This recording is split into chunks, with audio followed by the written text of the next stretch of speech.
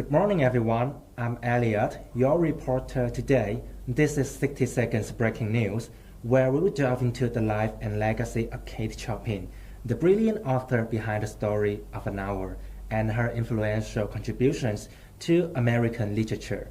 Without further ado, let's get started. To begin with, we will take a look at the biography. Kate Chopin, her real name is Catherine O'Flaherty, born on February 8, 1850 in St. Louis, Missouri, United States, and passed away at the age of 54 on August 22, 1904. Regarding education, she was well educated throughout her childhood. From 1855 to 1868, Kate attended the St. Louis Academy of the Sacred Heart, with 1 year at the Academy of the Visitation. Moreover, at about 19, Catherine met her husband, Oscar Chopin, through the social events held in Oakland, and they got married in 1870. Later, she adopted her pen name, Kate Chopin, from her marriage. Additionally, Oscar's death of malaria in 1882 left Kate a widow with 6 children and a significant debt. Kate and her children moved to St. Louis, where she fell into depression. After that, in 1885, her mother passed away. Furthermore, on the 20th of August 1904, Kate Chopin had a headache. The doctors believed that she had suffered from a brain bleed. Shortly after, she lapsed into unconsciousness and died on August 22nd. Moving on, we will turn our attention to the writing styles of Kate Chopin. Her works contain distinct elements of romanticism, transcendentalism, realism, naturalism, existentialism, and feminism. Her stories provide students with a good understanding of the evolution of American literature during the last century and a half. Moreover, she is particularly well known for being one of the first American novelists to create realistic, graceful, sensitive, and poetic descriptions of women's lives. A fun fact is that marriage is a recurring theme in her works, usually presented from an unconventional perspective.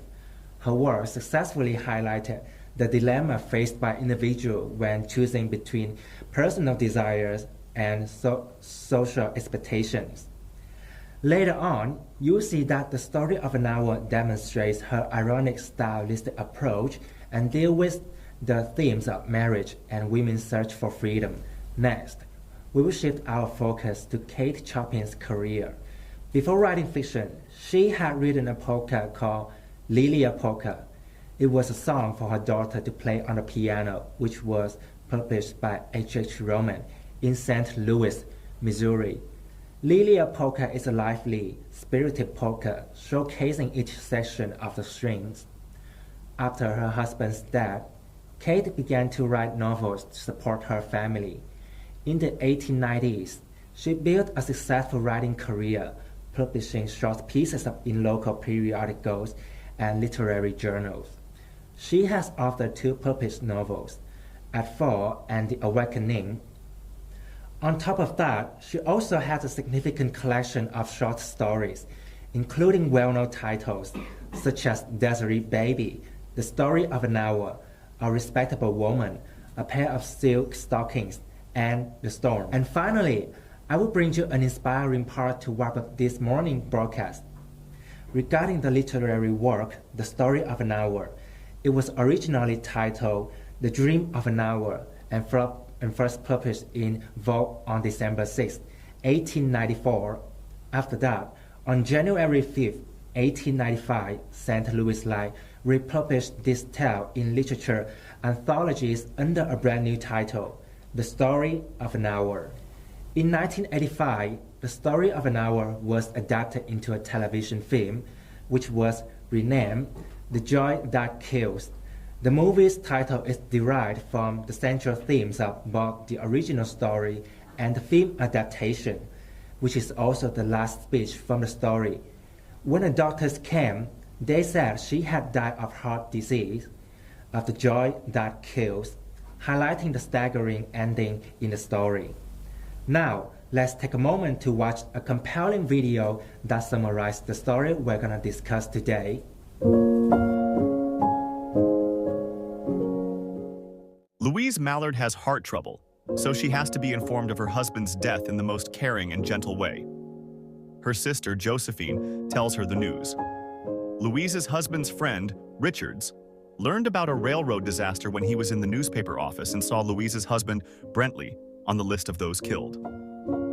Louise begins sobbing when Josephine tells her of Brentley's death and goes upstairs to be alone in her room. Louise sits down and looks out an open window. She sees trees, smells approaching rain, and hears a peddler yelling out what he's selling. She hears someone singing as well as the sounds of sparrows, and there are fluffy white clouds in the sky. She is young, with lines around her eyes. Still crying, she gazes into the distance.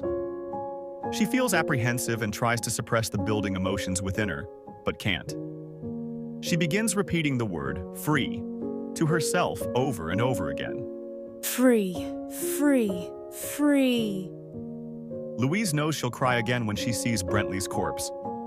His hands were tender, and he always looked at her lovingly. But then she imagines the years ahead, which belong only to her now, and spreads her arms out joyfully with anticipation. She will be free on her own without anyone to oppress her. She thinks that all women and men oppress one another even if they do it out of kindness. Louise knows that she often feels love for Brentley, but tells herself that none of that matters anymore. She feels ecstatic with her newfound sense of independence. Josephine comes to her door, begging Louise to come out, warning her that she'll get sick if she doesn't. Louise tells her to go away. She fantasizes about all the days and years ahead and hopes that she lives a long life. Then she opens the door, and she and Josephine start walking down the stairs, where Richards is waiting. The front door unexpectedly opens, and Brentley Mallard comes in. He hadn't been in the train accident or even aware that one had happened. Josephine screams, and Richards tries to block Louise from seeing him, but it seems that Richards is too late. Consequently, Louise dies suddenly.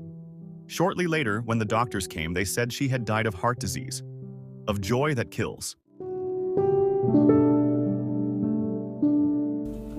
That wraps up our news coverage for today. Thank you for tuning in, and stay informed with us in the next program.